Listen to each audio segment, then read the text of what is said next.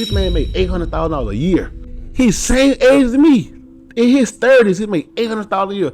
I said, hey, bro, I said, how does it feel to make $800,000 a year at your age? He said, bro, get what he told me. The first time I went across that water to Barber Corner, and I seen black people over there, they opened the door for you, speaking to you. It blew my mind. Yeah. You know, in mobility, it's all like you booting up, like, you know. So even if you're not hard, you have to portray a certain image to protect yourself. I supposed to sold drugs. Yeah. I supposed to been gun slinging, pistol slinging. Nah. In my past, we had experience to where, you know, it was like gunplay was involved. Yeah. But the sad part about that situation, though, man, I remember a time like we are, you know, I could be real.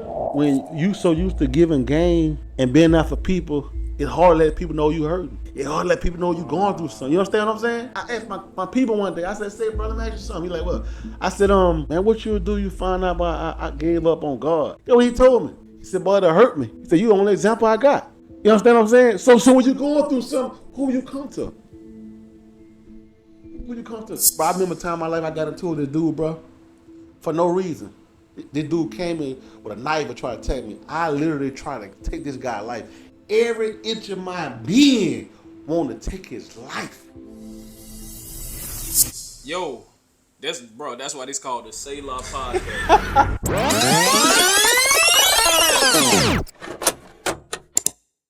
But when I noticed like how like passionate you get about certain things, it helped me realize that junk ain't lame. Right. Cause like, you know, the area we from, like, especially I came up in public school until I got the faith. You getting janked. So that junk kind of, you build a wall towards certain stuff. And I remember you was talking to me. It was a group of us. We was outside the church playing, or something we was doing, just whatever. And you came up to us and you was like, you said something about some sports junk. And you said, so why y'all won't get saved? And I remember thinking, like, where you get that from? But I remember, and I'm sure you don't remember because it was a while ago. But you was like, so why y'all won't get saved? And then you said, man, I ain't gonna lie to you, God is the best thing that ever happened to me. And you kept going. But I was just listening. I wasn't really so much listening to what you were saying at that time. But I seen how you was talking to us like we was your people, like you loved us. And that made me be like, all right, it's something else. It's something else too. What he talking about? It ain't necessarily just church. It's like a relationship with God that he's trying to get us to understand. Cause I ain't know nothing about no relationship for real. Man, you know how people took them my life because when you be so passionate about stuff, you begin to offend people. Yeah. And people kind of try to like throw you off. And I allowed them to do my life. Don't speak about it to people as much. Because you didn't want to offend them? Yeah. Even the day when I was in the car, when I was talking about that rap music and all that, I pondered about it. I said, man, somebody might be offended by this. I'm going to let you know right now, you can't represent Christ and allow this music to play ill. They talking about killing and fornicating and all that.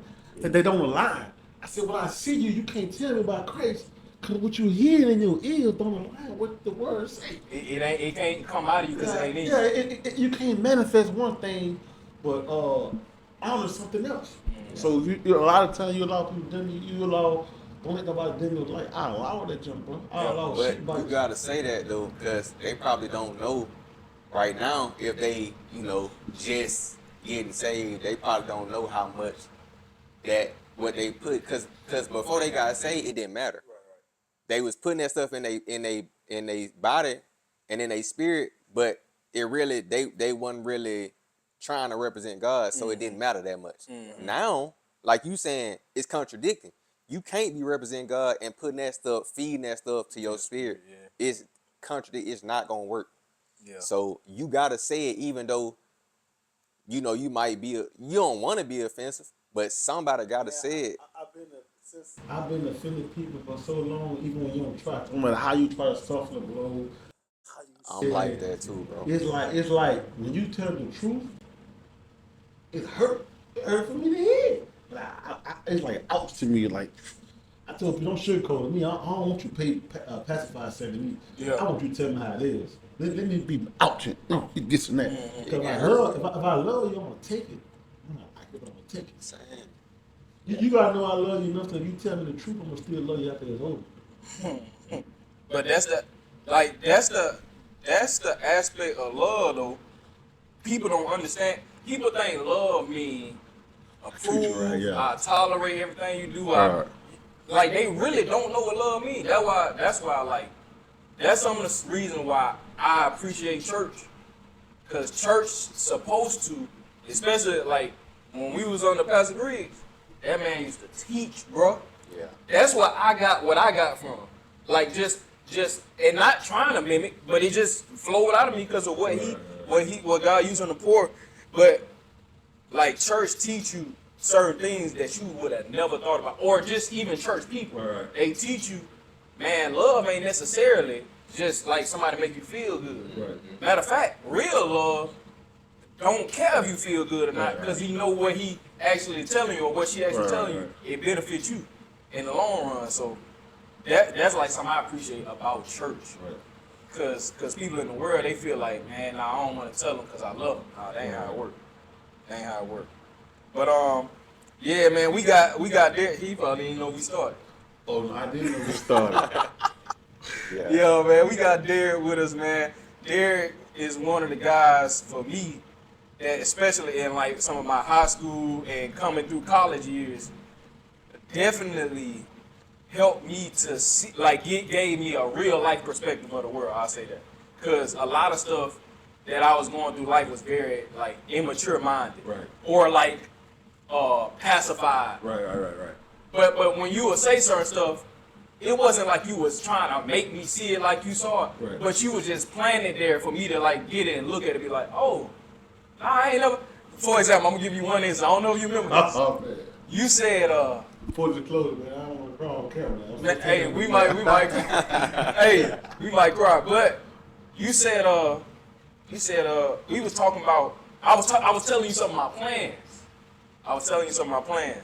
Cause this one I had the clothing line and stuff. Mm-hmm. And you was like, all right, cool. Do you think you could do that in Mobile? And I was like, I ain't gonna lie, bro. I don't know. I'm just creating right now, blah, blah. And then you said something, and you was talking to, it was like me and might have been like one other person. You was like, honestly, you can, cause all them other cities, LA, Houston, they got people who was successful at what they did, and they all culminated and migrated to one place. Right. And you said, why we can't do that in Mobile? And I was like, trying to think of an excuse. I was like, bruh, why? Right. Why we can't? Right. And then so in my head, cause I promise you, bro, you don't understand. In my head, I wanted to leave for college. Right. I wanted to get up out of here. Right. Not because I was trying to run away, but I just, in my head, I'm like, opportunity. Yeah. Which it worked for a lot of people. But it's not that God was telling me to leave. I wanted to. And when you said that, it's something like resonate. I think it resonated in my spirit at that time. And it was like, bruh, you can do what God's telling you to do where you are. Right. It ain't necessarily about a location. Sometimes you do have to leave. God told Abraham to leave. Facts. But in that moment, I realized, no, just be obedient where you at. Right. Do what God gave you the ability to do where you at, and then if God say go, then you can go. But if He ain't telling you to leave, don't just go off your flesh, because that's what it was. I just wanted to get out of here. You said that, bro. I promise you, it made me be like, oh. Right. That for me, it helped me, like I said, it helped me frame the world differently. Right. Like that's real life. I don't have to do what everybody else doing. I don't have to do that. Man, the biggest thing for me is like, see, my opinion about his body, let me tell you why. Mm-hmm. Because at the age of 18, I left the city because of working on a boat. Right. So like I never really had to live an everyday mobile lifestyle. Really? I was 18 years old. Gotcha. So for me, I'm like, man, why would I leave where I grew up at? I'm in the burbs. So like for me, the way I move a certain way. It's like when people know you develop a certain reputation, good or bad. Gotcha. So at some point, depending on what part of the city you go at, going like, oh, that dog, he crazy. Some might say about their life, some might say something negative, you know. But like then when my mind began to start changing, and I started seeing things from a different view, I started seeing stuff different. I'm like, man, I can be great in the city I come up in. Now, mind you, like I said, since I was 18 years old, I never just fully live a mobile lifestyle because I've been gone. Right. So I come home, it's like every time I come home, it's something new to me. Oh, they put this here. Right. Then when I do come home, I only go to certain spots. You know me, I only go to church. Yeah. And to the Walmart, to the store. Yeah. Like I stay in certain parts of Mobile. But you wouldn't say that also, like the way you move, come with a knowledge of how Mobile is? Yeah, absolutely. You see what I'm saying? Absolutely. See, that's what I was telling somebody. Like, can I take the mess out of the wheel? Bro, So that's what I was saying. I said, look, man. I said, bro, as a black man, you got to worry about too many enemies. He said, what you mean? I said, being black it's challenging in a lot of ways. For one thing, not people know who Derrick is. They know, they think, you get a lot of money. I ain't denying it, but I ain't saying no. Right. I'm blessed. Right. But so now I got to worry about when I go this place, like, dude, like, oh, they gonna end. That boy got that money right there. Yeah. And somebody next to him here, there's somebody else here. So you go certain places like, oh, he got money. So now I got the enemy one, the people who look like me. So you can't go nowhere because he waiting to catch you at the gas station because he heard you got it. Or, you know. But now it's like when I get pulled over the cop, it's my phone being mistaken for a gun. You know what I mean? Or when I'm in the neighborhood where I live at, I live in a neighborhood, I live in the area to, it's me out there, but it's a lot of other people out there too. Right. I live in a neighborhood like the people I always speak that don't look like me. And I've been around there before them. So that they don't always speak, so they're proud of me like, I ain't speaking to you. Wow. But I had, but you gotta shake that thing because like, who is it, you or is it God? I tell my wife all the time, I said, man, I'm about to speak to these people. I've been around here before them. Right. So it's like, so now you gotta fight that enemy. Yeah. So like, so you ain't safe nowhere. I can't shine too hard in my city because somebody who look like me want what I got. Yeah. You know what I mean? So where you safe at? So my after that, you safe in Jesus. You safe in God. That's where you safe at. You know what I mean? It's too many enemies you gotta fight. Okay, but like, I don't know who like what people are for they watching this at, like where they from or where they live. Yeah. Like Mobile and the area surrounding, you can't just like anything can happen for real. Right. Like anything can happen for real. Right. And I think like that one thing you said was like people that look like you don't always speak, and you develop that same mentality because you're like, all right, bro, that joint's so real. Like even to this day, I struggle with that. Right. Even to this day, because in Daphne, I won't let you say that. Oof. hey, in Daphne, I'll speak to somebody so quick. Man, look here. I'm telling you, it's a spirit in these areas. It's a difference. That you know how to operate. Boy, look here. You ain't lying. In Mobile, bro, I'm gonna tell you something. That's what I found out. The first time I went across that water to Barber Corner, and I seen black people over there, they opened the door for you, speaking to you. It blew my mind. Yes. I called my partner. I said, bro, these black dudes over here, they different. I said, they speak over there, bro. And all that. In Mobile, it's all like you booting up, like, So even if you're not hard, you have to portray a certain image to protect yourself. I promise. It's draining and frustrating though because it's like you pull up in the gas station and they stand at the gas station looking you looking too, knowing like, man, this the chance you take to get the gas. But when I went to Barber Car, I never in my life, bro, I literally walked into the gas station and about 3 black dudes spoke to me, bro. Yeah. And I'm like, man, this ain't like this in Mobile. Do Mobile, I ain't gonna lie, they arrogant. We arrogant in Mobile. You can be broke and still be arrogant. Like Mobile, anybody that's not from Mobile in the surrounding area, always from Pensacola, they think they better than they think they lame. You ain't from Mobile, until you get to New Orleans, that's when they respect you. You from Barber County or other places, baby, like it's real men everywhere. I ain't not real in, but real men. Real men, yeah. It's a separation. Yeah, because real ends don't get me nowhere. Nah, at all. You know what I'm saying? At all. And I'm saying y'all know what the N word is, but like they don't get me nowhere. Yeah. But I used to have that mindset though. Yeah. Like I'm supposed to speak. Being friendly is a sign of weakness. Bruh.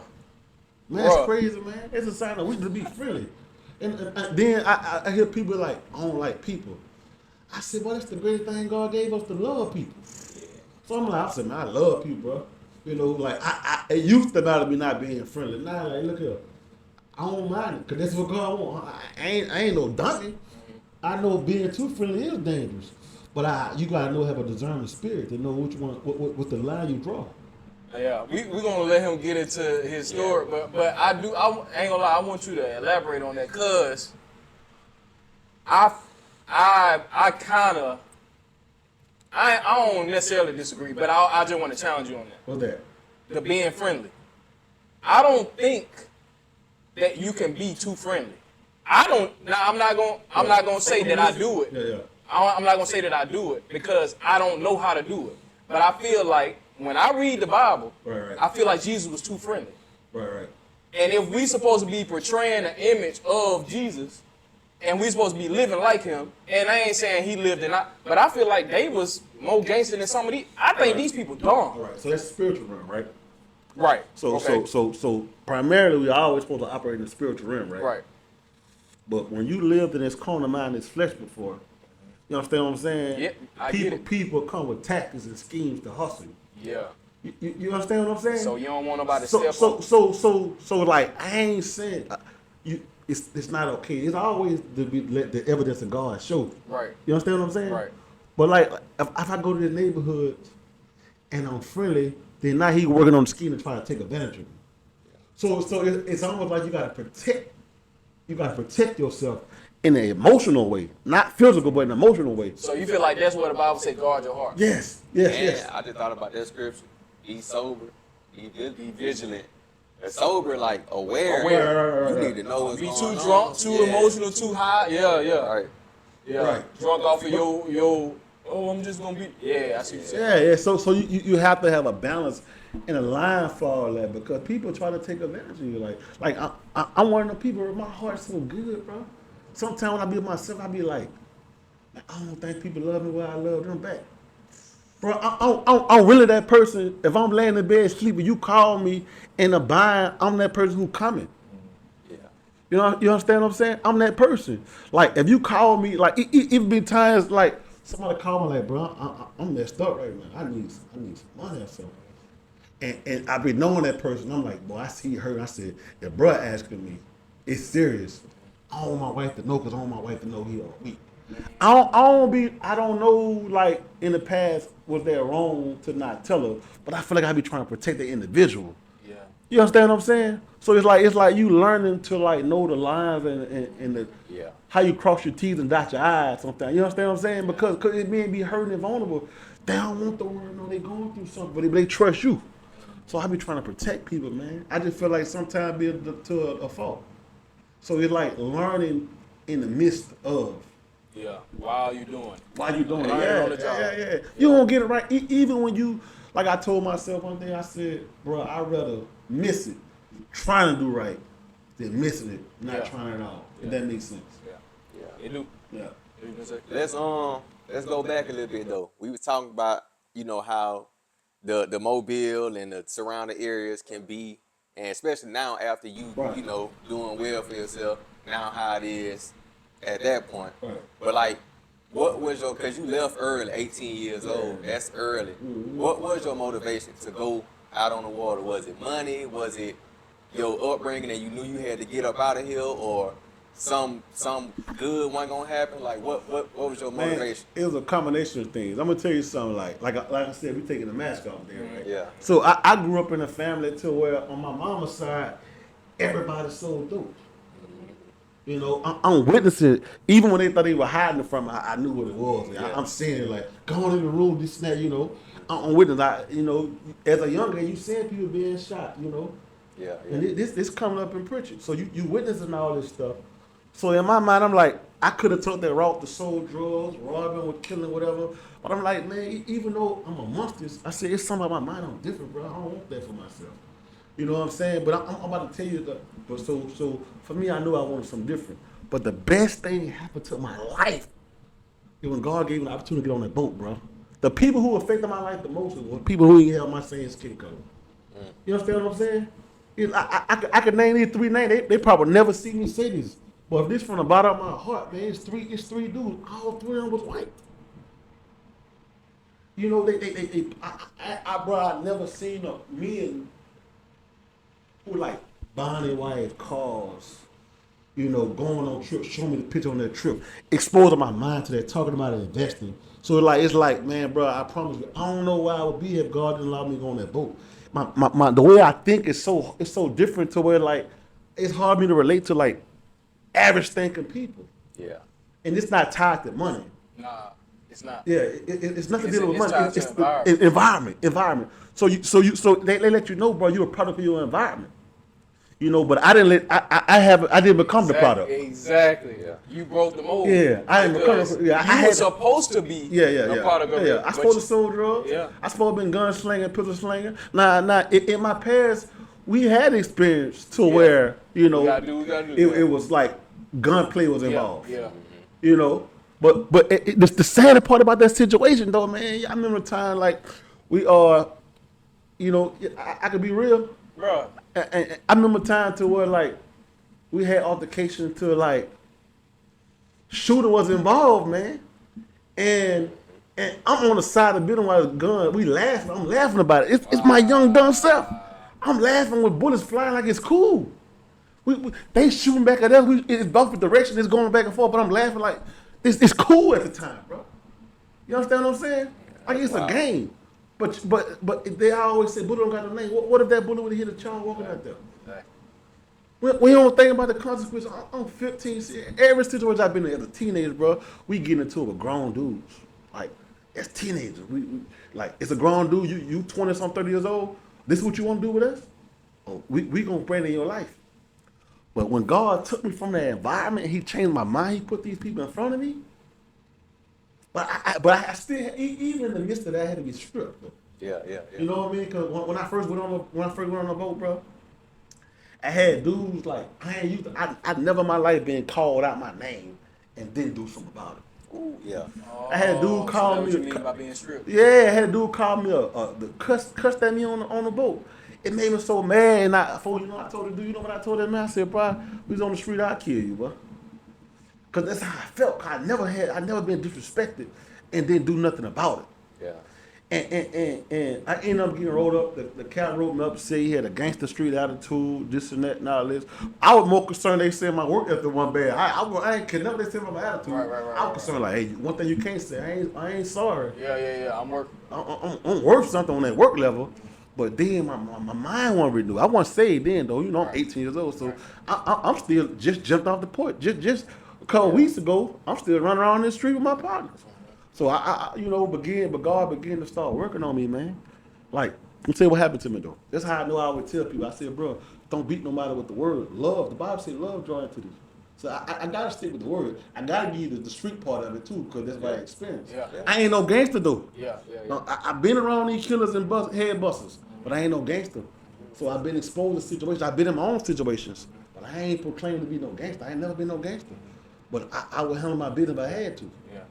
I ain't no gangster though. So I'm making that clear. So this is my story of how God changed. Like I'm still on subject, right? Yeah. So I remember like I'm 19 years old, bro. And, you know, I began to start coming to church a little more.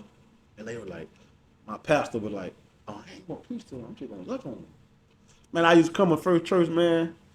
Every time I walk in the church about loving and hugging on him, I'm running out the church. I'm like, I ain't doing that. I don't want none of that, man. I'm running out of there. So soon church over, I'm getting out of there. Yeah. Every time, every Sunday I come in, a little bit more to hit me, a little bit more. So the whole sign, like I was telling my cousin today, I said, man, look up. It's a seed. Once that seed being planted and it start watering, it began to start working on it. Yeah. So, you know, that seed was planted, started watering, nurturing, so my ears started inclining to the word a little more. You know, I leave the church, soon as I get out the church, I ain't gonna play that rap music. Soon as I get out the church, I'm gonna wait an hour, you know? I ain't gonna play it right now. I ain't gonna play it right now, I'm gonna wait a little hour. You know, it look my word. Incremental changes. Yeah. So it get a little long, I'm like, wait another hour, so I ain't going there. I ain't going to hold it. I said, cause I'm like, man, I love this right here. So my flesh still fighting that spirit. So I'm like, I love the music I'm hearing, but he put something like, I can't escape from. You know, I ain't know that love like that right there. I ain't used to that type of love. I'm only person I know for sure who showed me real love, my mama. Yeah. You know what I'm saying? Everybody else, I'm like, man, I don't trust that love, man. You changed on me. See, the thing about it, my heart was so hard because I watched so many people say, he ain't gonna make it. He ain't gonna be 21. That boy crazy. That boy this and that. I had to endure all that and all that. You know, I even told dude, man, you ain't gonna make it to 21. But on my 21st birthday, I'm in tears, crying, mad. I told you, bro, I'm still here. About 20 years old, I brought my first house at 20. Built it. And at 21, I'm like, I'm still here. I'm still standing. You know? So, anyway, back to that story when I got saved. So, you know, we come up in them old school days. We got to tail end. I'm 38. We got to tail end of the old generation. So you go to church on Wednesday night and Friday night. You know, So I was on the church on Wednesday night service. Now, mind you, God been dealing with me the whole this and that. He been dealing with my heart. So Pastor got up there. This particular night, we ain't have Bible study. It's the word. And he was preaching the word. He said, God told me to tell you. He didn't say me. He said, I don't know who I'm talking to. God told me to tell you, if you don't change your life, you're going to die. But here's the thing, I've been feeling God pulling on. I'm riding down the road. I ain't had no peace in a long time. Like, I'm missing something. I ain't know what I was missing. I went to church that Wednesday night. He said, man, God said you're going to die. I said, Lord, it's for me. I ran to the altar. I said, Lord, it's me. Because I said, Lord, I don't feel comfortable. He said, God been putting it on. I said, Lord, you put it on my heart. So when he said those words, it resonated with what you felt. What I felt. I said, that's me, Lord. See, I don't worry about nobody else. I ain't care if I wasn't cool. You think I'm lame? Like, even now, bro, I tell people I'm lame, bro. I'm okay with being lame.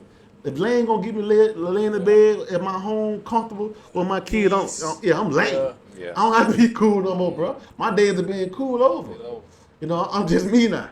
So, anyway, so I get back and I'm like, man, I ran to the altar and gave my life to God. And everybody know this not like a right now thing. So this last night, man, I'm trying to tell this story. I gotta tell my truth, but I'm trying to sugarcoat a little bit. So then my last day, I'm like, man. So I had planned to go to this girl house. I said, man, this is the last time I do this right here. I just gave my life to God. I'm like, boy, I said, the last time I'm doing this, I ain't doing it no more. That's it. you know what I'm talking about? Yeah. So I'm like, yeah, I said, that's it. I did it right here. So, Wednesday night, I'm like, come on, man, Wednesday night. So, boy, I said, I let that word get planted in me.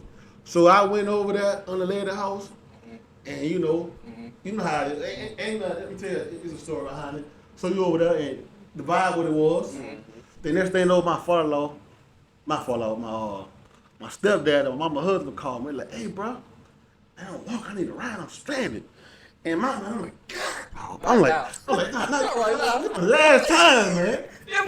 This my last time sitting. You feel me? Like, this my last time fornicating, man. I'm just being real. So I'm like, man.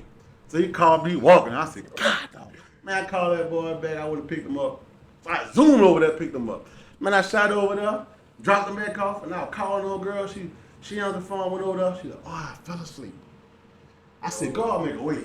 He's the what he meant. You know what I'm saying? So I ain't looked at this back then since then. And man, you know what I'm gonna tell you. So I said, whew, by subjecting yourself to God and giving up that right there. And then man, it became easy. I started hearing that word. I ain't had the same desire to want to fornicate no more.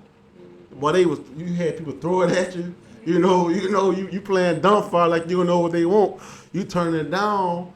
Until you're like, man, I phone had to tell one. I said, man, I ain't want to just say it. But I'm like, man, I'm saved, man. I don't do this type of stuff, man. So all right, then, good night. That devil had to be quiet. Yeah. I ain't you. Because you straight up, you dealt with it. Yeah. You ain't let it just like keep laying. I'm beating around the bush. I'm playing dumb. I know what you wanted. After I say I'm tired of playing, let's cut the head off this snake. Devil, you a lie. You a lie. And I chopped the head off that snake and I ran away from it. And I ain't look back. And she told one day, she was like, y'all mad because you did this. And I said, look at that devil. Ha ha. You a lie. Man, you understand what I'm saying? Yeah. But man, look at bro. And he made a way from it, bro. And lied to that. That was my way of escape. And so from then, you just kind of been going, walking with God, just growing, like you said, growing as you go. Right, growing as I go. Boy, look here. But okay, so what year, you remember what year that was and you said you was around like 20, 21? When I got saved? Yeah. August the 7th, 2007. 2007. 8, one of them, Day yeah. after my birthday. I wrote it in my Bible. I said, I don't want to never forget this day. Yeah. I wrote it in my Bible, yeah.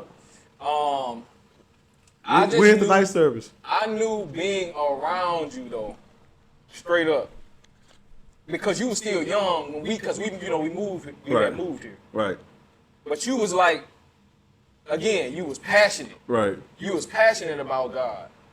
I never had seen a young dude who was passionate about God. Right, right. They be passionate about sports or anything else. Pick right, what you want. Right, right. They passionate about anything. But it's like you was cool about everything else. Right. But then when it came to God, that's when like you showed your emotion, Right. you showed your passion. And so like for me, it was always like them, then Derrick. Right. Ever since I was young. And it was always like, even when you would, because you would do it, it wasn't all the time, but you would do it sparingly, where you would come up and be like, what y'all think about getting saved? Because none of us in that group was saved. Right. And you'd be like, what y'all think about getting saved? But it was always a respect. It wasn't never like how when somebody else said, and you just like, man, they just come with this Bible stuff. Right. It was the same thing that what you were saying, it was more love than it was forcing Right. something down somebody's throat. You know what I'm saying? And so that for me, it was always like this opening to hear what you had to say. Right. Even versus my parents. You know what I mean? And you know, I love my parents. They what molded me. But you know, after it sometimes it takes somebody outside to get you. Somebody younger too though. And somebody that's your peer. Yeah. So I can resonate like what you were saying and how all those things that happened to you and how you came up. Right.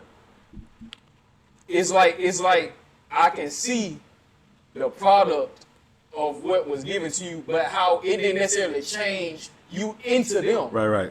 But it made you God's version of you. Right. You see what I'm saying? I think sometimes people be chasing a mold Right. of what a Christian's supposed to look. I ain't trying to be what y'all. I ain't trying to look like y'all. Right.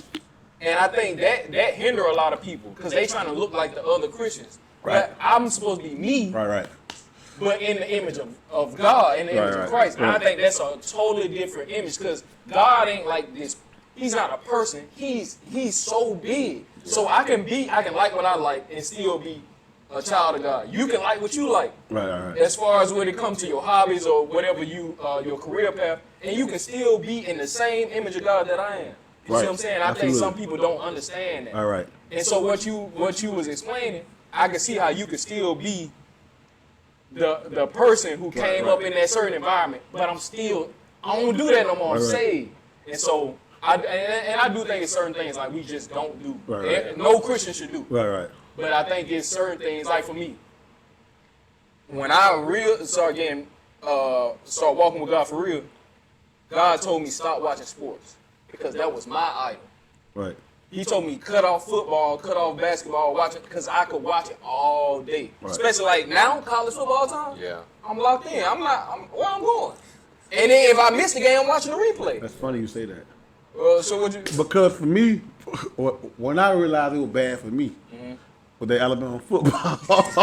And see, you can't be in this area and not like Alabama or Auburn. Hey, look here, I'm gonna tell you can't, something. bro. You gotta pick a side. Man, I'm gonna tell you one day, bro. I forgot. I think the turning point for me was that kick six. That Auburn game. Oh, I was so mad, bro. Yeah. I was so mad. I woke up the next day, it was still bothering me. I had to pray. I said, Lord, help me to get this out of my life. This is affecting my life. Nah, that's crazy.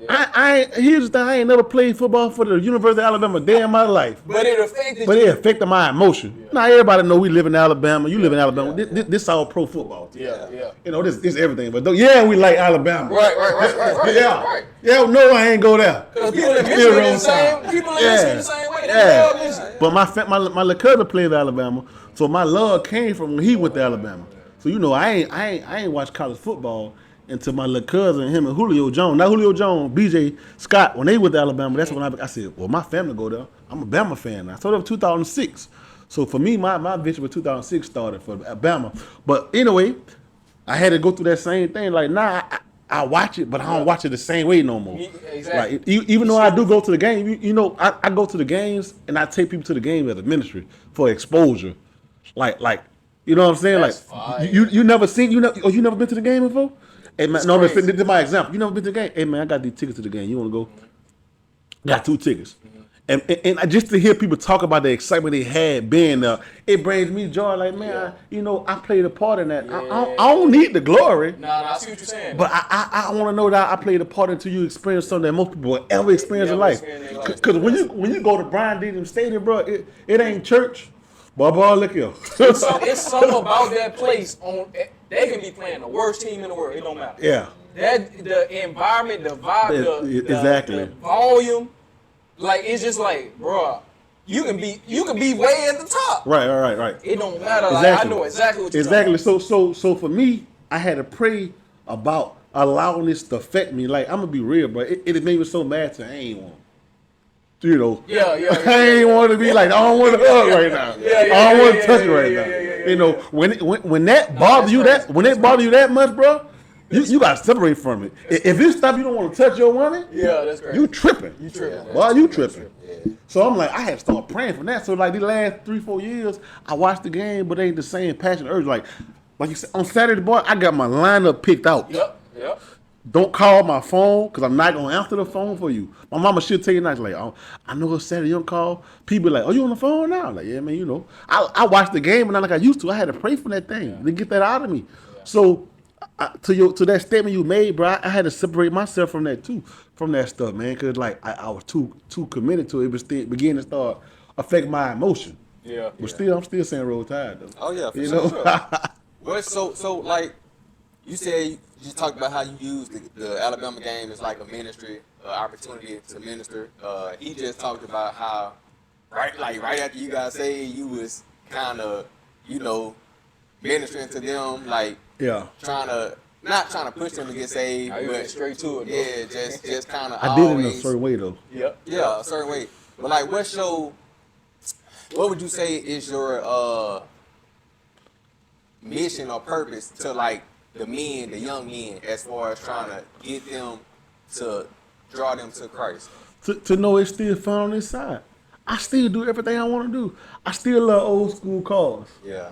I still like football, sports. Yeah. I still go out there and go to a water park and clown and talk noise. Right, I still do that. I still play spades. I just don't gamble no more. I still do all these things that's fun to me. I don't have to cuss or drink to understand all that. Yeah. You know, the Totem Pistol thought different than Totem Pistol then. You understand what I'm saying? So it's like then, like it's like, here's the thing, bro. I'm gonna tell you something. I love helping people see like it's fun on this side, bro. It ain't like the church we know back in the day. You feel like you had to wear 2 socks all the way up here. Yeah. You know, you could be saved with some joints on. Yeah. You know what I'm saying? You could be saved like style, you have your own style. Yeah. You ain't gotta be like the world, but you pop yours how you pop yours. Yeah. But I'm honoring God though. Here's what I'm saying. Get what? Main thing, my tithes paid. I'm giving. Yeah. You know what I'm saying? And I ain't just a hearer. I'm a doer. Gotcha. But of course you could pick apart all my flaws and my shortcomings. But do you know I got it right with God? You don't know. See, the Bible says you got to die daily, because we all have sinned and come short of the glory of God. I don't want to practice doing wrong. Yeah.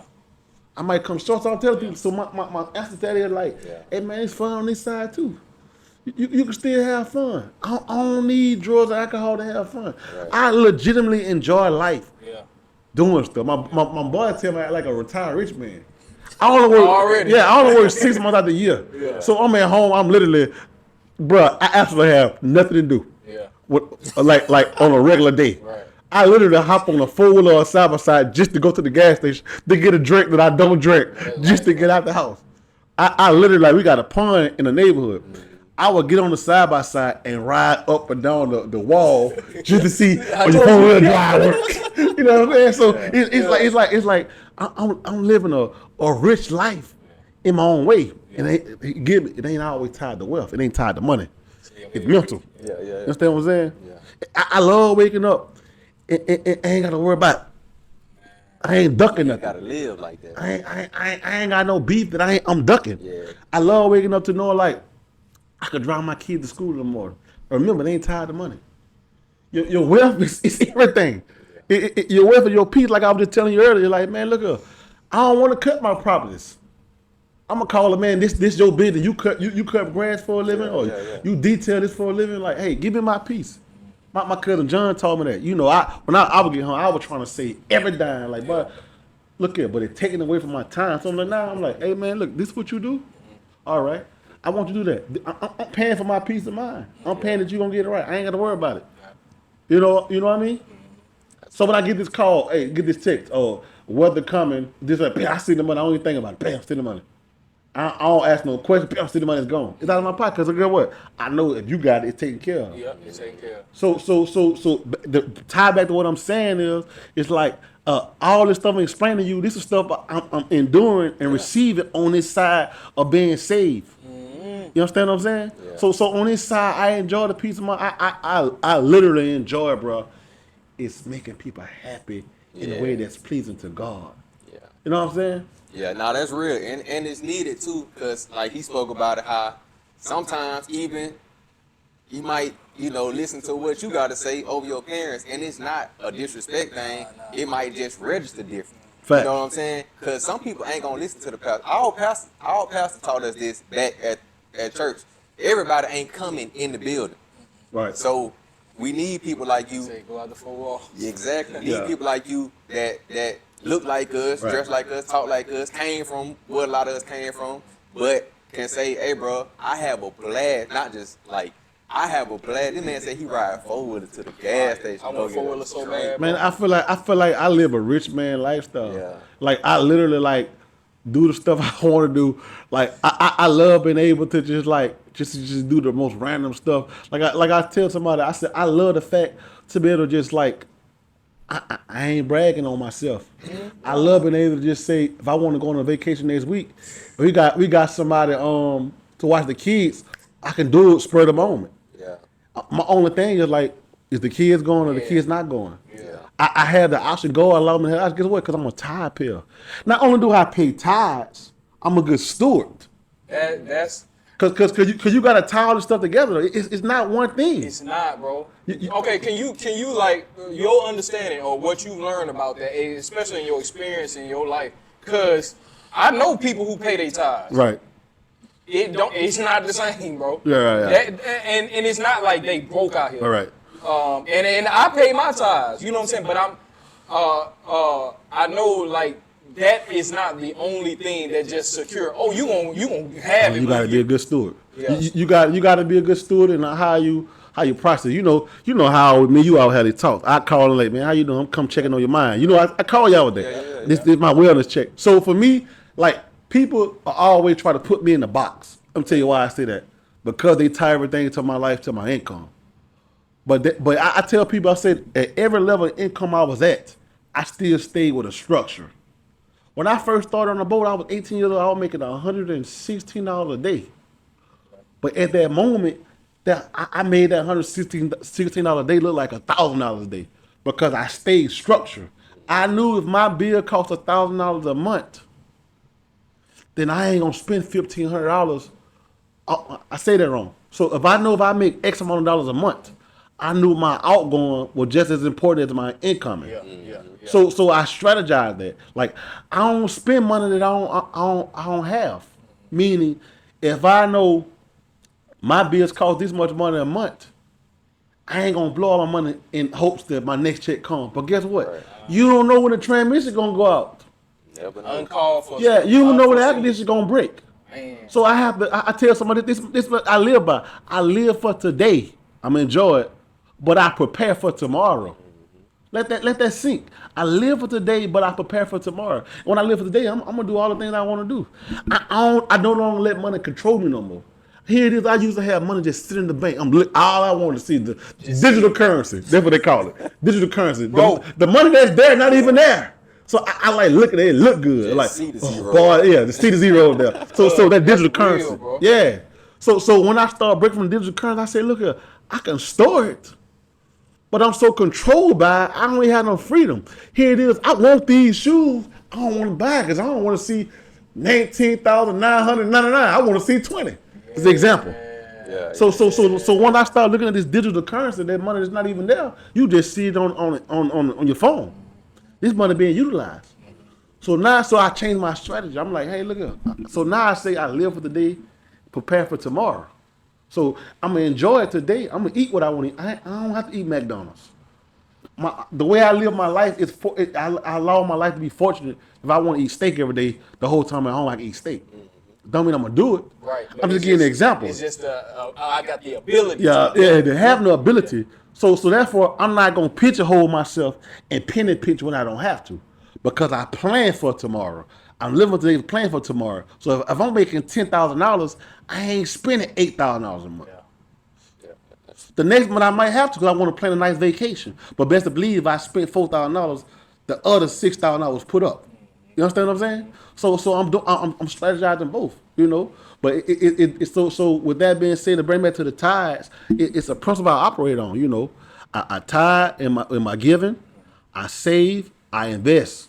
You know, I got multiple investments. Gotcha. You know, so I use that. So I'm getting to the point till I want the money to work for me. Gotcha. I don't want to always work for money. Yeah. So right now I got passive income, but when you get to a certain level to where money start working for you, you know. So right now I'm still doing both. I'm working for money and money working for me. Right. It's doing both, but I'm employed. Yeah.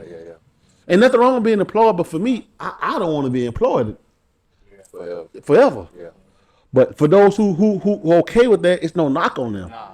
You know, so yeah. So that's my tithes is predicated on how I operate after that. Well, my 90%. I gave my 10%. He allowed me to continue to work and to be able to do it, the 10%. But my 90% is what you do with your 90% brings on the change in your life. And that's where I'm at with it. Dang, wait, so you said what we do at our 90% is what's going to bring the change in our life. Exactly. You know what people think? They think what I do with this 10 is going to be what change. I'm going to tell you how people think for real. Right. Like, most church people think, all right, I paid my tithes, God, make it happen. No. But what you said, that's what he said. So it's the 10%, honestly, and what I'm learning to understand is none of it belongs to me. No, none of it. And when it's hard, bro, I'm not finna even sit here and act like that's just like, oh yeah, that's not in your head, that don't make sense. What?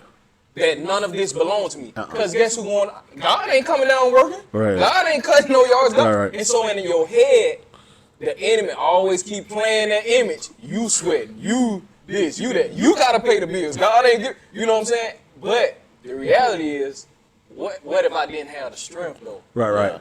What if both of my legs was just The like, activity of your limbs. Exactly. So you understand? All the time. Yeah, and then even the Bible say God is the one who give you power to get wealth. So I'm learning to realize like fundamental things in my mind so that it can affect how I, like you said, the wealth of my mind will affect what wealth comes to me in the material world and stuff like that. So I'm like, all right, I gotta get this. I know it's the truth. Right. But just because you know it's the truth don't mean you'll live by it. Right. If you're not willing to be a doer, like you said, because you can hear it. Right. But if you're not willing, so I was gonna ask you something though.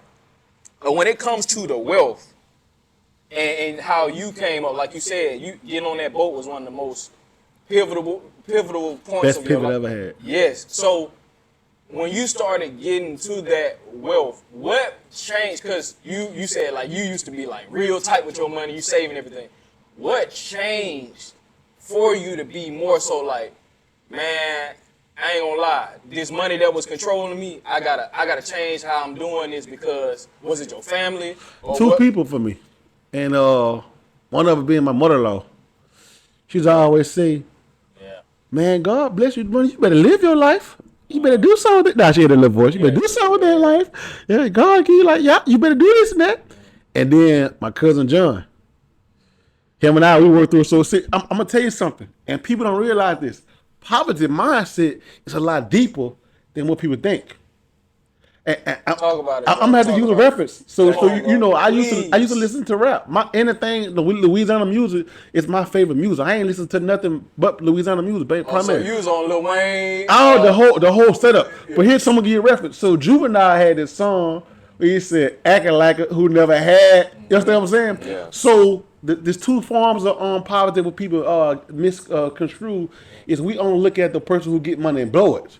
That's that form of poverty that we know about. Okay, right. It's the most common one. Yep, it's the most common. But the other poverty that we miss, it's the one where we hold on to it. Don't let it go. You know what it's like to not have nothing. So you scared to let it go. Like I know the light when the lights was off. I know mama had to get some water from somebody else. I know it was like, I ain't saying me, but I'm saying I still had that form of poverty. I had all this money and scared of spending. Like, oh, I don't want that to be gone.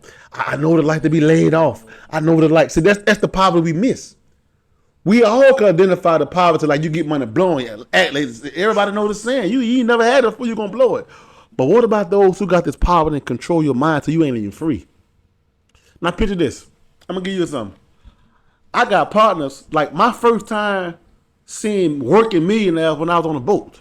Here it is, I'm on a boat. It would change my mind. I'm on a boat, white, black, and others, everything. I'm on the boat, bro. I'm seeing dudes say, this is my investment. In my portfolio, $1 million, $600,000. I had a dude, 26 years old, he showed me $600,000.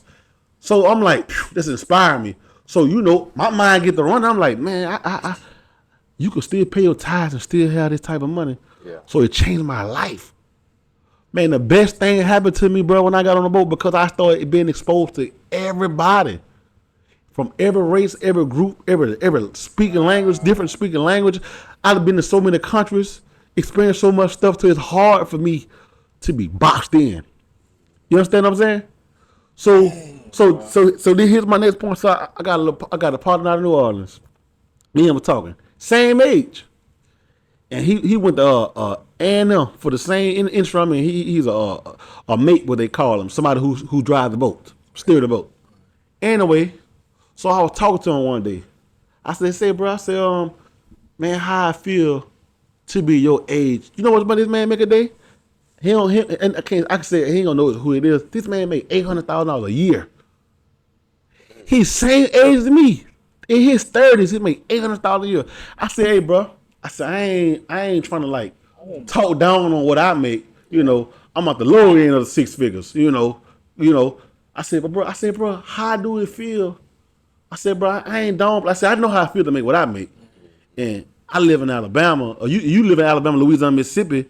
Anything on this coast, 100-some thousand, $200,000 a year, you doing good. Yeah. On this coast. Now I don't know how it is in California to make $200,000 a year, but this man made $800,000 a year, so you can live anywhere freely.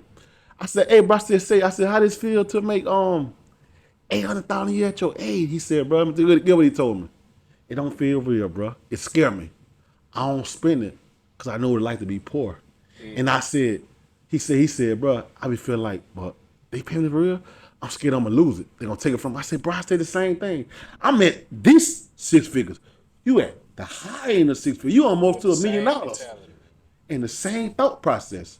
At $800,000 a year. And he said, bro, he live in a modest house in New Orleans. And he can live anywhere he want to live at. Don't look like no $800,000. No. Yeah. He live in a modest neighborhood. He said, bro, I hate New Orleans, bro. He said, I'm here because of my job. He said, but man, when you been poor for so long, you had so many struggles so long, it's hard to break this jump. I said, yeah, I same here, dog. Now mind you, it's a pay scale. Yeah. I'm at the lower end of six figures. He at the top. And had the same thought process. So that's the poverty mindset you got to start breaking. You understand what I'm saying? So when Billy doing it, Billy Daddy showed him how to do it. He seen Daddy do it. So Billy mind said, like, I'm going to get this fishing boat I want. Even if I got the money to buy, I'm going to put it on credit. So I don't want this to get misunderstood what I'm about to say, but based on what you saying with the poverty mindset, it really don't matter how much you making. Based on what you saying. Nope. If you got the poverty mindset where you don't want to let it go. Look at your rappers. Yeah. Look at your rappers. NFL player. Look how we got to showcase money. It's a facade. Yeah. We showcase it like, look at me. Like, I don't know what it is about our culture. Like, the way we represent wealth is different how they represent wealth. Yeah. You know what I'm saying? You got to have a chain, ice. I ain't knocking nobody. You got to spend your money on something. Yeah. But I'm saying, like, spinning it versus idolizing it. Yeah. So like you go out there, you flash money, throw money, like, cause as the song say, acting like who never had it. So that's the representation of it. Because when you get it, you came there like think about it, bro. I don't want to say these people's names because I'm on the internet, but think about some of your rappers still catching charges right now. Rich. Still catching charges. Stupid, bro. Rich. They made it. Yeah, like come on, you catching charges as a rich man. Because the mindset. No, it's that poverty mindset I'm telling you about. yeah. Guess what? I move so different, bro. Like me and my partner were talking one day, and I ain't trying to offend nobody when I say this right here. He said, bro, sometimes I got to go to the hood, remind where I came from. I said, boy, I just put up my house, know where I came from. I said, God, look at the big old house you gave me, Lord. You know what I'm talking about? I said, bro, on time I'm going to the hood. Yeah. I said, bro, on time I go to the hood to check on my house and go to visit the family. Yeah. I said, look, I went to the hood one day, you know, my partner told me. I said, when I left this block, this is where you was at. 10 years later, you still standing right there, boy, ask me, man, why you come hang with us no more? I said, Ian, you still here. You done caught a whole dope charge. It don't take but one time you hop out my car. And bam, you drop something on the ground. I'm caught up in the same charge you got. Cause you ain't gonna just say, oh, that's mine. So now I gotta live up to a street code that I don't even stand under. I can't say nothing because like, oh, you gonna snitch or whatever. So now so why put myself in that environment? You understand what I'm saying? Yeah, but you don't feel like that's pie, like that's lame, What? like that how they view you. They looking at you like, man, at least you can come in and check on us type stuff. Like, all right, you won't come around no more.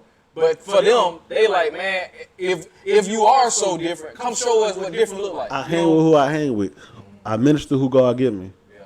I don't sugarcoat. Like I don't worry about.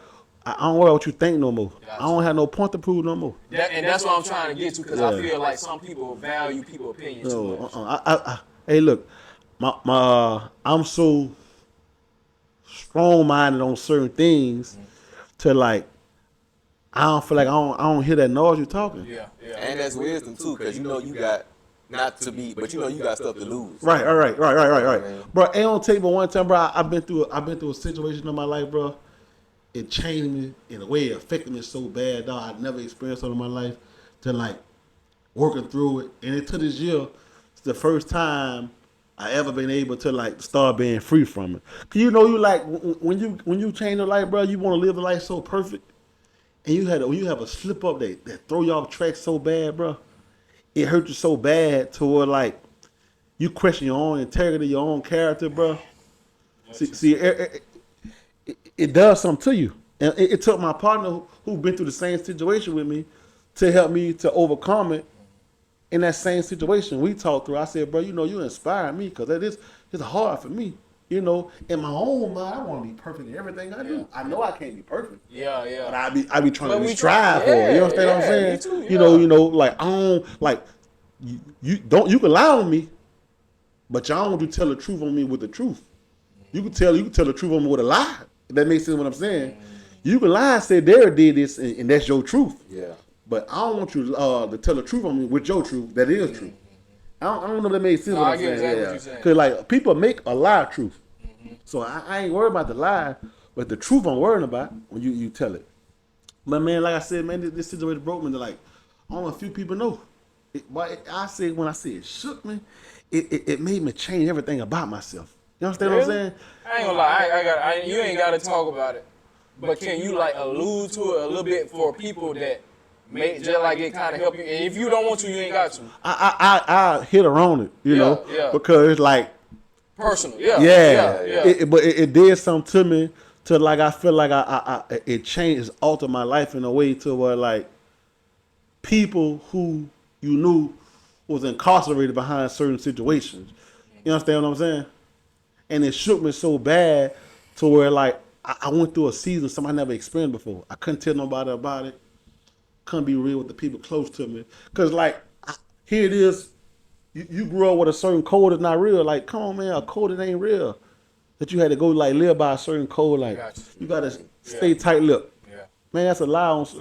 Man, look at bro. Yeah. I ain't no street dude, but I'm living to a code that I grew up in the streets. Yeah. You know what I'm saying? I grew up in the gutter, so you believe these codes that are not even real. Yeah. Come on, Marine man. codes, So yeah. so these codes that you're supposed to live by is false realities, dog. Yeah. So I tell now, but I said, bro, I'm a civilian. I pay taxes. Yeah. If you commit a crime around with me, Yeah. and I'm a witness, I'm calling the police. Yeah. I don't got no street code, bro. So it altered your mind and made you look at people around you a little different. Yeah, and it made me question myself too, though. Like you ain't perfect like you think you are, bro. Wow. You know what I mean? So like then another thing too. When you so used to giving game, bro, and being there for people, it's hard to let people know you hurting. It's hard to let people know you going through something. You understand what I'm saying? When you the one that yeah, because strong. you could like I asked my people one day. I said, "Say, brother, let me ask you something." He like, "What?" I said, man, what you do? You find out why I gave up on God? Guess what he told me? He said, "Boy, that hurt me." He said, "You the only example I got." You understand what I'm saying? So when you're going through something, who you come to? Who you come to? You go to God, but sometimes you be needing that verbal, that body, to feed into you. So it's like you get so used to feed into people, whether it's like monetarily, spiritually, mentally, time. Like I'm a giver of all areas, bro. Yeah. All areas. There won't be many people who can't say that when I came in their life, some kind of way I was there for them, some kind of way. Yeah, no, that's real. You understand what I'm saying? True, So like it's like, but I have people who be like that for me. Like your dad, if I call your dad right now, like man, I need him, he coming. You remind me of him in the way that y'all both giving like that. Yeah. But so my giving, God gave it to me, but it was seed planted from my mama though. Yeah. You understand? My mama's house was a reference. All the hurting and broken people, they came to our house, our family. The people on drugs who struggle with addiction, she loved on them. She loved her nephews and nieces and all that. We had plenty of people to stay in our house. Up until the day, she got somebody staying with her. That's just the way she is. She went through something.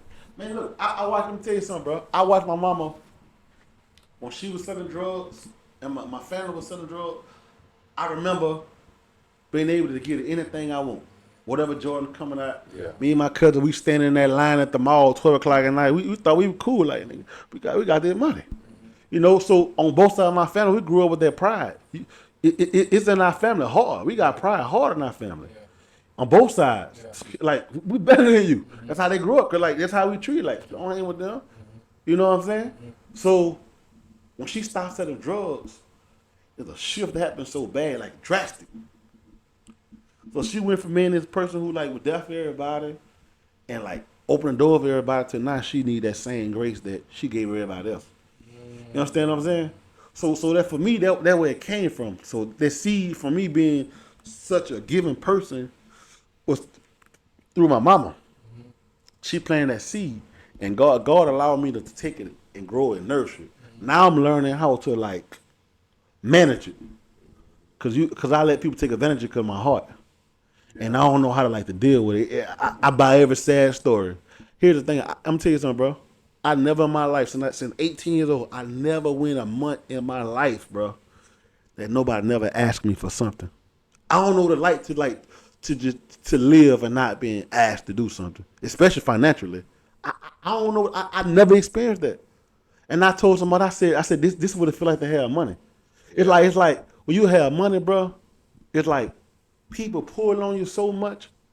You know what I mean? But people treat you different too, though. Yes. Because it's more like they using you, yeah, and they value who you are. Exactly. So it's like oh yeah, like what the Bible say? How you tell a rich man you can sit on this nice couch right here. Mm-hmm. Tell that man you don't smell, you sit on that. Yeah. So you get treated a certain way, like you go somewhere. Oh yeah, you got it. Oh you good, you can have it. Yeah. Like they don't question you. You know what I mean? Like oh Derrick, he good, he question. I ain't gonna question. He gonna steal from it. I'm not gonna question to see like oh he good. Yeah. You know what I mean? Like I did a business deal with somebody. A dude, partner of mine, I said, bro, let's do a contract. Mm-hmm. He like, oh, you good? I trust you. When he said that, it did something to me. Yeah. It's like, I can't break his trust. You understand what I'm saying? So like, so I honor people's trust. But this the area where I felt that the most though, with trust. And this most men. Men keep it 100% 10 toes down for their partner, but they don't do it for their woman. You understand what I'm saying? I'm gonna be real with you. It's like I wish I would play with my homeboy. I ain't never gonna disrespect him. You know what I'm saying? But you laying next to the woman who love everything about you, your flaws and all that. But you ain't 100% her. You peeking over the fence. Why we got the desire? This the one who can have your back mentally, spiritually, financially, and sexually. She got you. But you ain't keep it on 100 with her. But I keep 100 with Isaac. He got no unreal. He don't 10 toes down for him. What you think that is? You think that's like the nature in us to value It's a false respect? reality.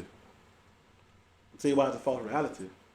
Because it was put in us by men. You think about all these little sayings they got bros before this and that, and money over this and that. Like everything they put in us, it's a false reality. Culture. Yeah, it came from a culture. Like here's the thing, bro. Look, check it out. I'm gonna tell you something. I never knew how to treat a woman before. You know, like I'm gonna give you an example. My only example was my uncles having multiple women. Bro, I started at 12 years old, bro. Being intimate, sexual. Yeah. Didn't know what I was doing, but I was doing it. Yeah. 12 years old. Yeah. Didn't know what I was doing. And it's glorified. It's glorified. Yeah. My dad's example was he told me he said, bro, don't have no baby. Make sure you use protection. He ain't taught me the final thing, how to treat a woman. Wait till you get married. Yeah. Wait till you get married. Yeah. Wait till you find a wife. Say yourself for the Holy Ghost. He ain't teaching me that. A lot of us can't show in the area, but look, we ain't judging. Yeah. You understand what I'm saying? But you didn't have it. But I ain't have it. So my example was men with false information. So when I did get in a relationship and got married, this lady wanted me to open the door for her, slide a chair for her. I was so irritated until I said, man, I ain't about to keep opening these doors for you, bro. And I seen the look on her face, bro. I can never forget that look. I seen the look on the face. I heard her with that one sentence. She don't know how to work. She don't know how to work the thing. I would live in Lafayette Square apartment. We were walking down the sidewalk holding hands. Every time a car passed by, I let her hand go. Wow. Because I ain't want people to see like, oh, you soft. Ooh. So now you got to break down all That's this. real, bro. Yeah, you got to break all this down. So now you got to break down like, I can't cry because I got to be hard 24/7. That's a lie. I can't show her real love because that take away my masculinity. That's a lie. Yeah. You understand what I'm saying? I can't be too nice to her because you think I'm a joke. That's a lie. Because when you love this woman, bro, you'll do everything. I said, girl, you know, I go to the top of the mountain for you. I say, there's nothing I wouldn't do for you on this earth that God gave me the ability to do. You understand what I'm saying? So when you love that hoe, man, look here, bro. So what I said, boy, we keep it more real with our partners than we do with the woman who could be your partner in every way. And you can kiss her at night. Yeah. Your wife. Yeah. Lay in the bed with her at night. Yeah. Wife. Yeah. Wife. Not your girlfriend, not your little thing you dating or you just talking to. I got you. Yeah. Right. I ain't perfect. That's real, bro. Cause I'm gonna tell you, bro, straight up. With girls that I've dealt with before my wife, I ain't gonna act like I was that bad, but I didn't treat them like they should have been treated. But when I got to my wife, I made up in my mind that I'm gonna tell her I would even tell, and some it was some stuff you be like, I probably shouldn't have said that. Yeah. But I was trying to make a point to myself and to her. I wanted her to know it ain't even nothing in my head that you ain't gonna feel insecure about. And so when you said that resonated with me because that's why now I've never and I don't know the endings and inner workings of nobody else's relationship, but I ain't never met a woman who treat a man like how my wife treat me. And like I said, I don't know how everybody, because everybody here probably like, nah, but you don't know my wife. Right. But I'm just being real. Like my wife, and I ain't talking about like with buying me stuff. I'm talking about like if I say something to her, it's like the word was decreed over the whole land. You get what I'm saying?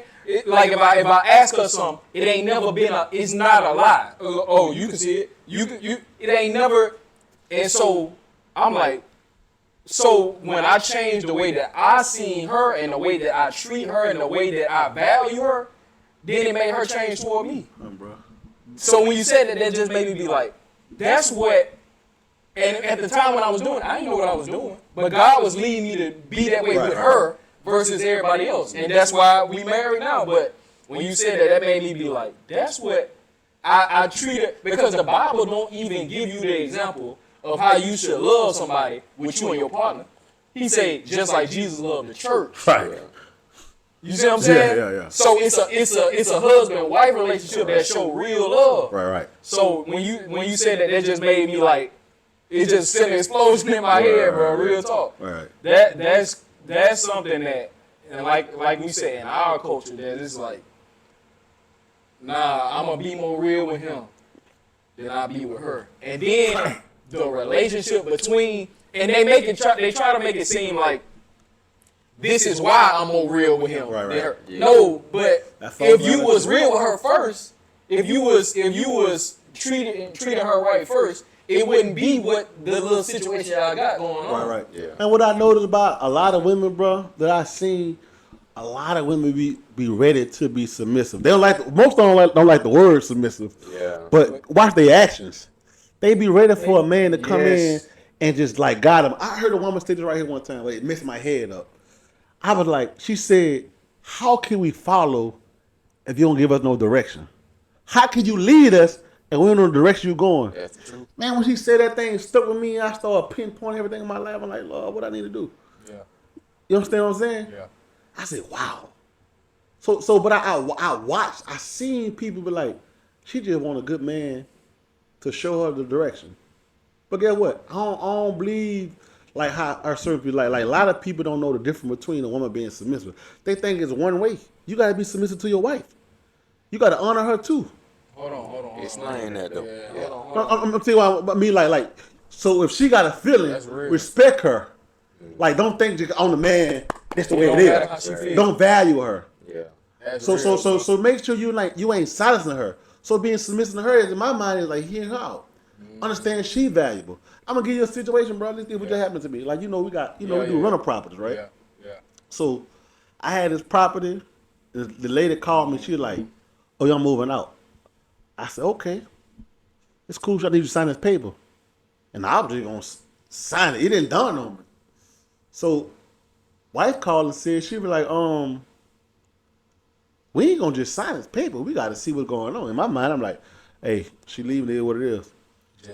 Yeah. Mm-hmm. But she like, so she called me back, she like, I want my deposit back. And I'm like, deposit? What you talking about? She like, yeah. So, bam. In my mind, I'm like, hey, let's get a deposit. She like, hold up. We ain't getting a deposit. She broke a lease.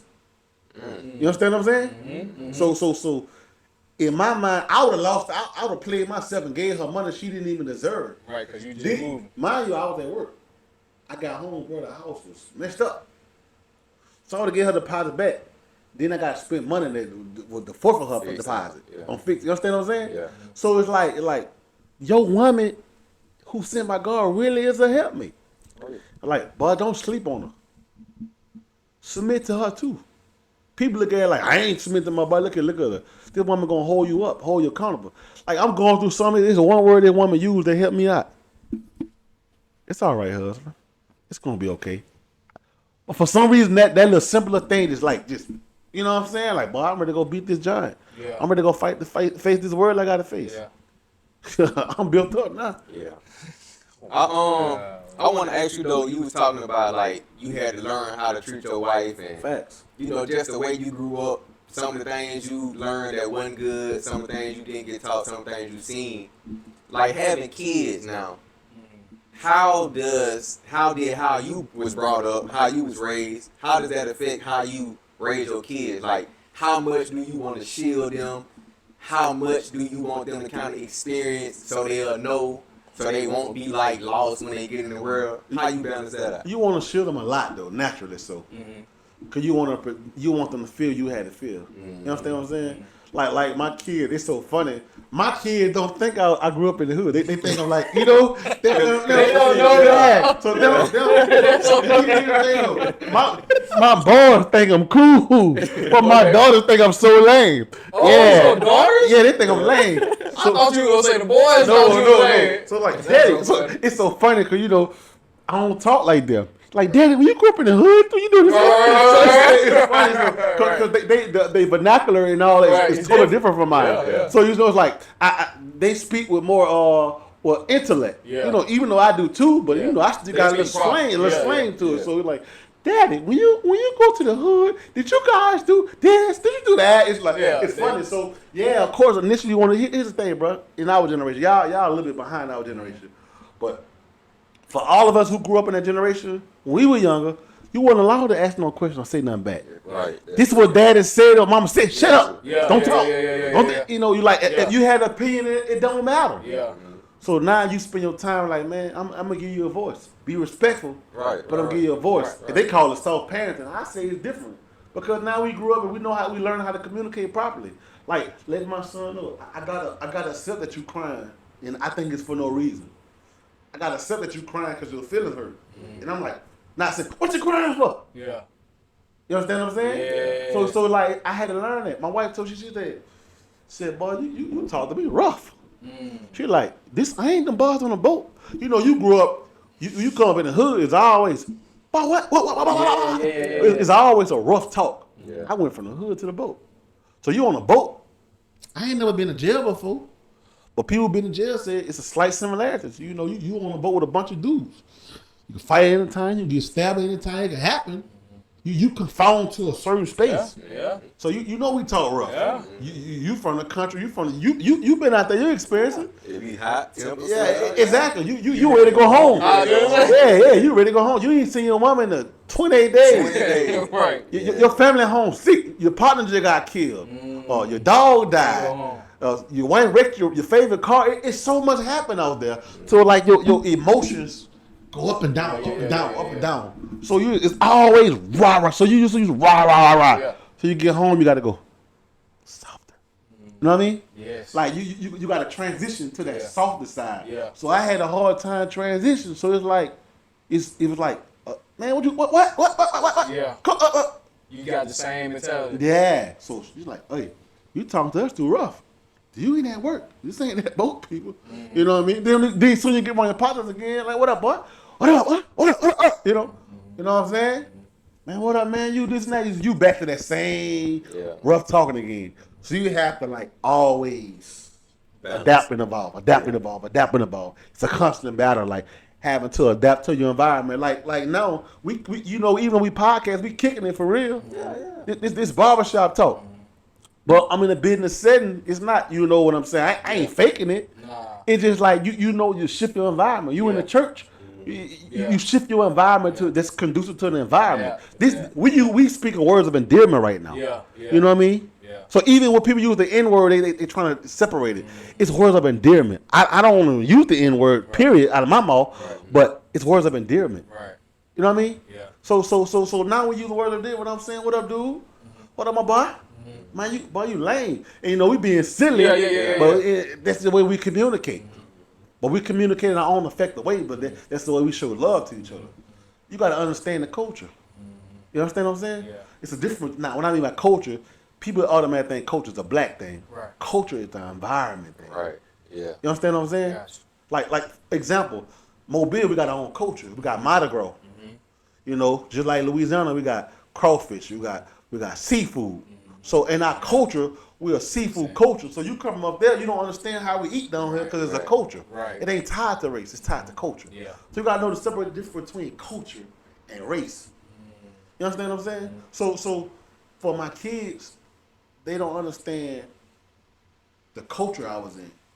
To where like being hard, you had to either be it or fake it.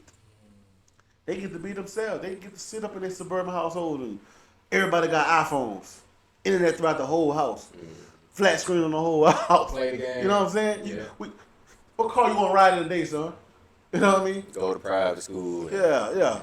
I call my kid go to nerd school. They go to Clark. Oh, You know what I mean? really? Yeah, I never could have went to Clark. That was mine. Right. Bruh, whatever grade I got long, if I got a C or D, I said I'm passing. Yeah. You know what I'm saying? I knew I wasn't going to college. Yeah.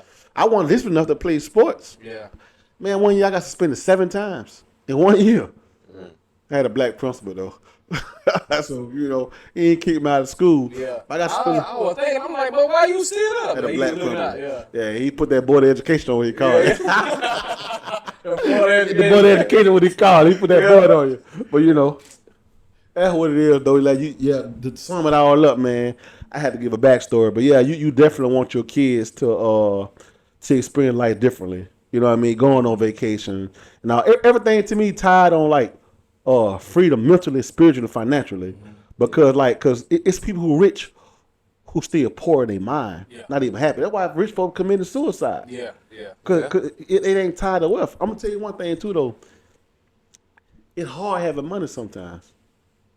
I'm gonna tell you why I say this.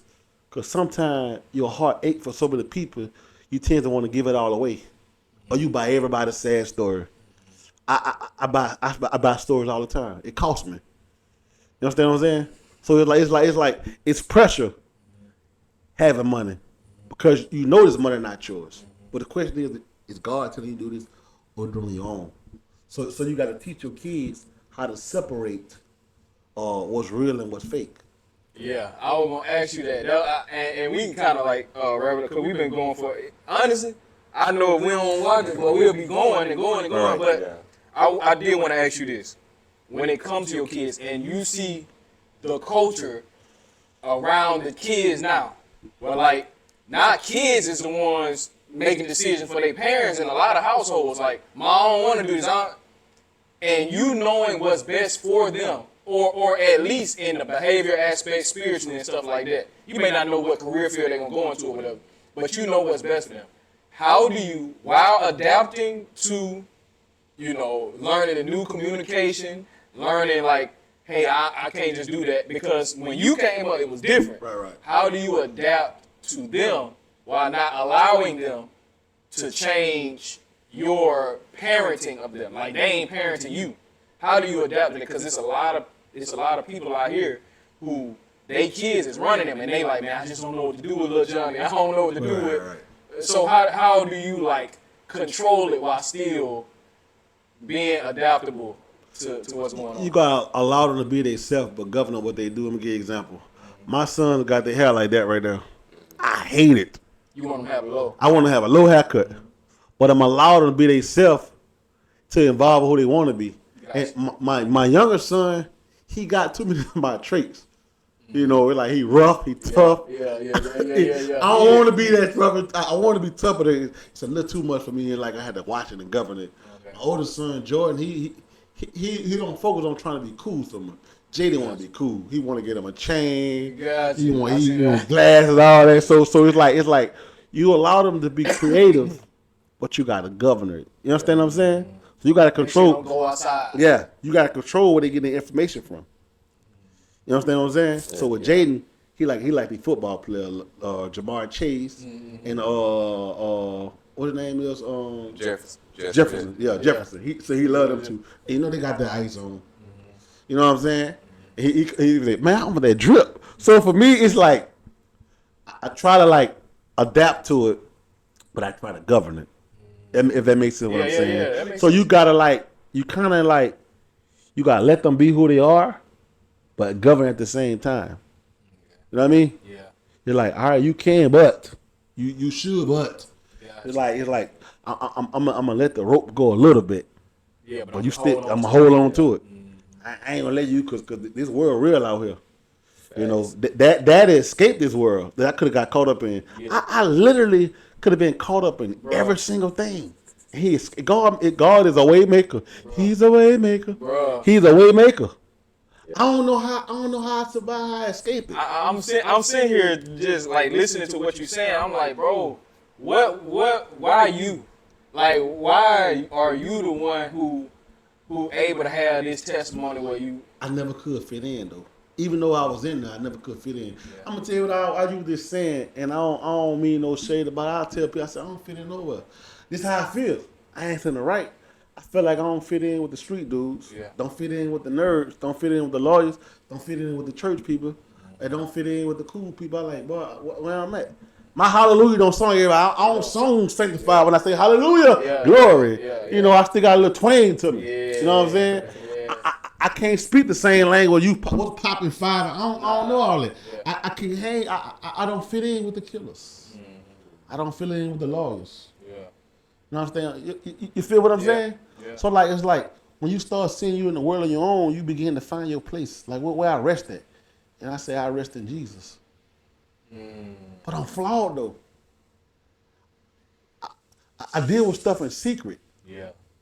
And I'm asking God to help me get out of it. I'm just getting to the point where I can open up and release to people. I'm releasing right now. My imperfect self.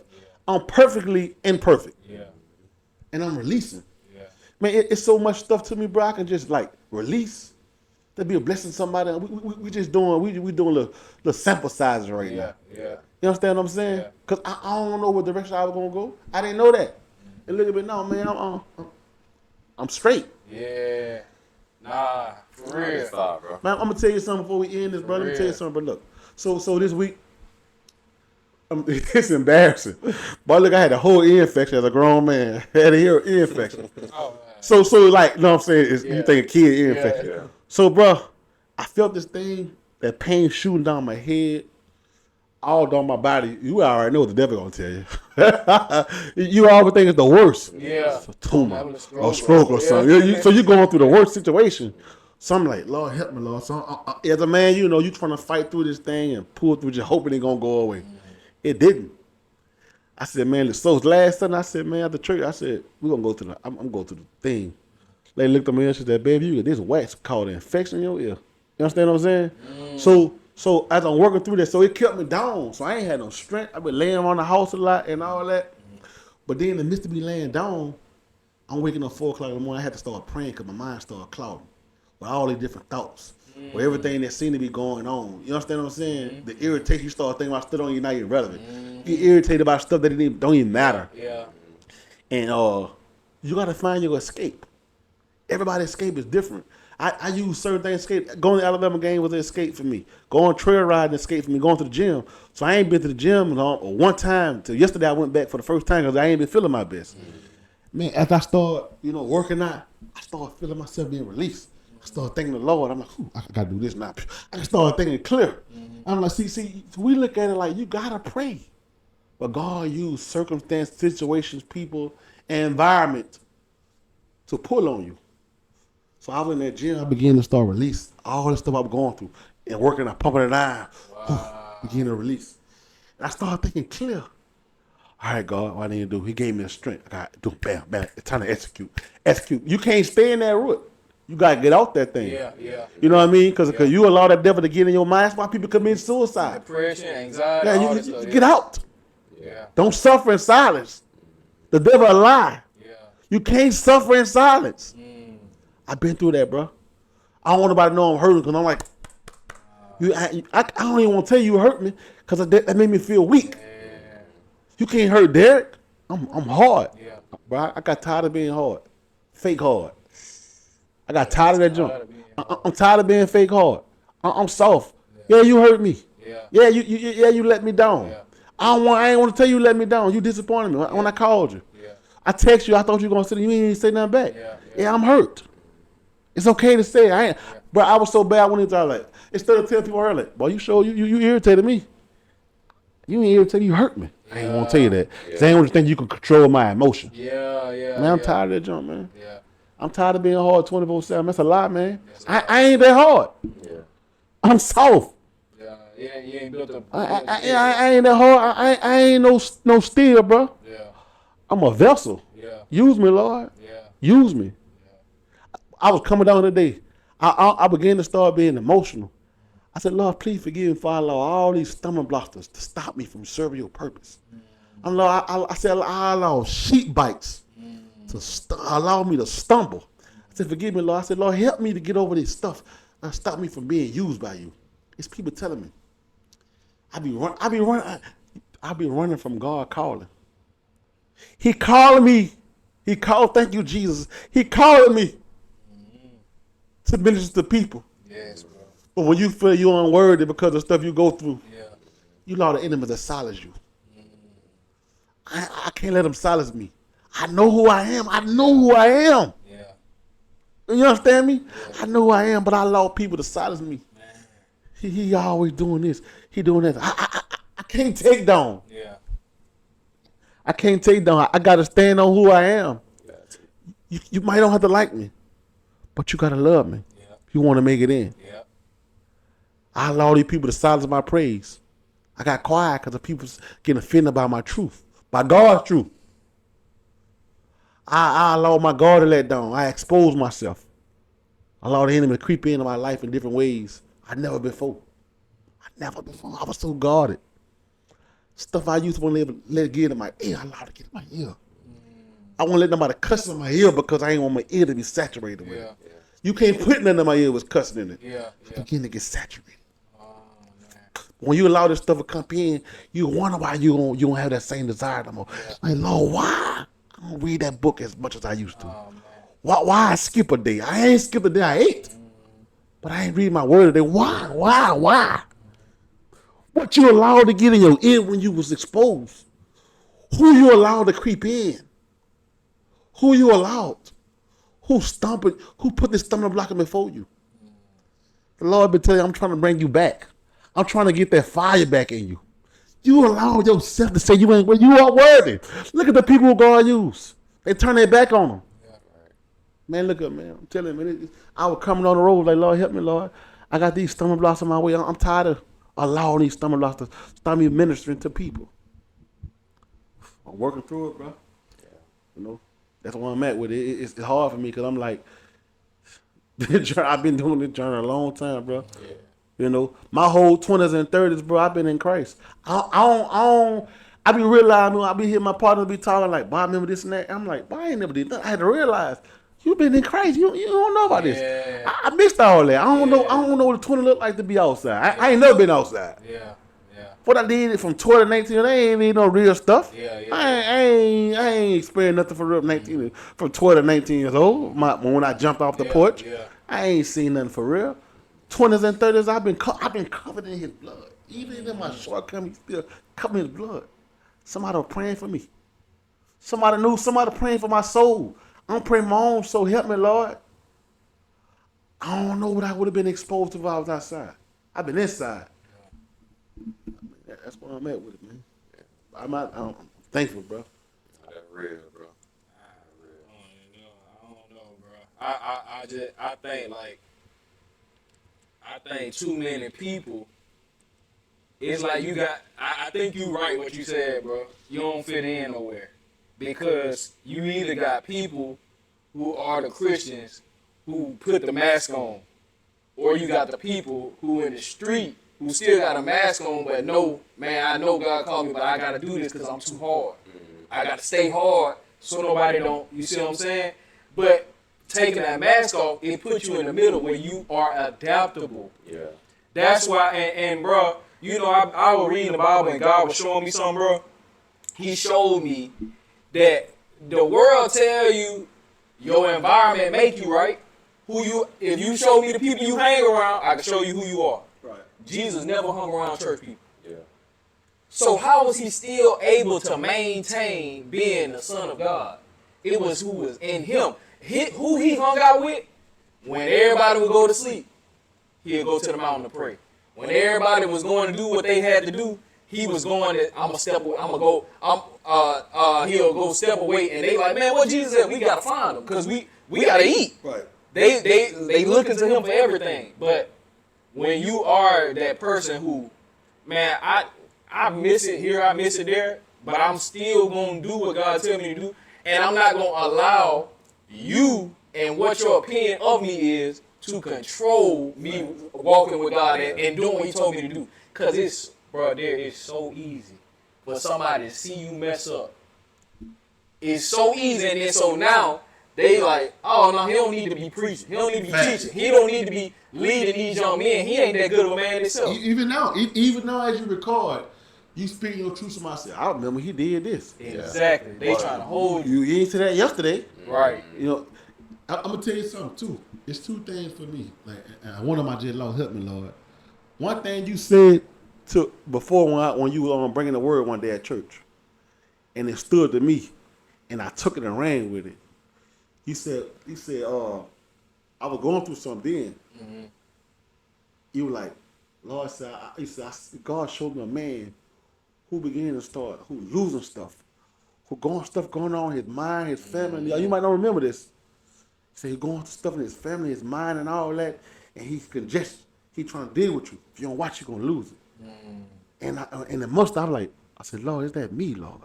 So I began to start shifting in my life. I'm like, help me, Lord. Mm. That word. You understand what I'm saying? Mm-hmm. So I like that word to where you get with that word. Mm. You understand what I'm saying? Yeah. So me, it did something to me, shook something in him. I'm gonna tell you the hardest thing I had to was for me, bro. You know, to this day, y'all know this. You remember I had gold teeth in my mouth? Yeah. Bro, you know it's so hard for me, bro, to look at any pictures I have with gold teeth in it. If I show you a picture, I block the gold teeth out the picture. Wow. Man, it's hard for me, bro. I don't like showing people that past me. It's like, I don't know if I'm ashamed or I'm not that person. But like, it's like, I gotta keep it all the way real with you. Yeah. With you, bro. Yeah. Like, I've been wanting to get them golds out of my mouth, but I was tied to it for all the wrong reasons. I'm gonna tell you why I said it. I'm exposing the devil right now. Mm-hmm. Because I said that gold teeth to certain people, I could be a threat to the people who I want to be a threat with. Like, don't play with me. Yeah. You see how I'm coming, boy? You know what I'm saying? Mm-hmm. This is my 20s now. Now, mind you, I'm in the church. But I the one side of me, when I'm in the quote unquote rich environment, I feel out of place. You understand what I'm saying? When I'm around these CEOs, when they come on the boat, I'm out of place because the way I talk don't represent how I look. But when I'm in the vibe, when I see hood people, you see me, like, oh yeah, bro, you know what I'm saying? That's what the mind telling me. You understand what I'm saying? But God already was dealing with me. When I first got it, I got it because they were part of my culture. My family got it from Mobile to New Orleans. My family in New Orleans, my family in Mobile, we got gold. That's how we represented our family. We had gold in our mouth. So that was part of me. But then as I get older, I start developing like, man, that's not even me, bro. This don't represent me. But I'm holding on to something because I feel like I ain't even hard no more. This is the last thing I got. Like, don't play with me. You have been stripping everything. Yeah. And that was last thing left. I gotta get these golds out of my mouth. You know, and I got them out, bro. When I say I've been so free, bro. When I say that's one of the best things I ever did in my life, it did something. I love smile. When I took pictures, I ain't never smiled. You know, I had messed my junk up. Yeah. I was smile like, you know, right. You booting up, you know, you booting up like, man, I ain't smiling for real, you know. But now, boy, I'm checking now. I'm cheesing. I'm loving it, bro. I feel like, man, look, this me right here. Like, wow, I love them pearl whites, you know. So I had to break from that, bro. So you're like you spend a lifetime being stripped to get to the place where God can use you for who you are. When I first got the gold teeth was ministry, cause when I got them, I had gold teeth since I was 14 years old. Mm-hmm. But when I first got in church, the ministry like, but the young dude was saved with gold. You could be saved with gold. Yeah. It was a ministry. Yeah. I ain't think about it like that. But then when it was time for me to take them out, it become like a hinder.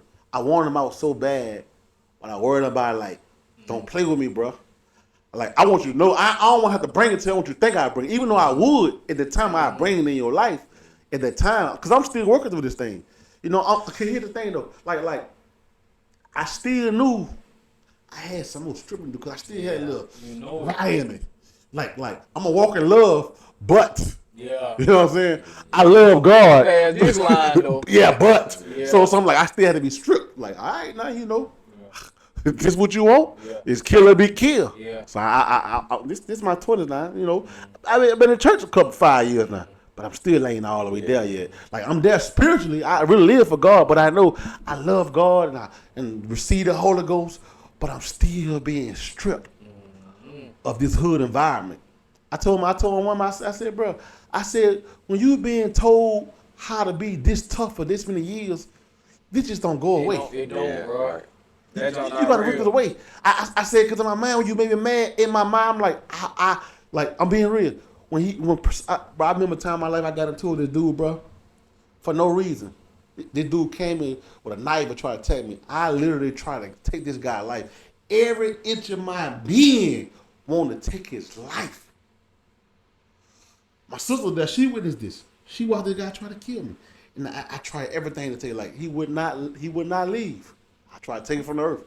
But God, Oh my God. man, you want to tell me? I had to get that out of me. I had to get that urge to, you want to harm me, but I had to get that out of me. I had to be stripped of that.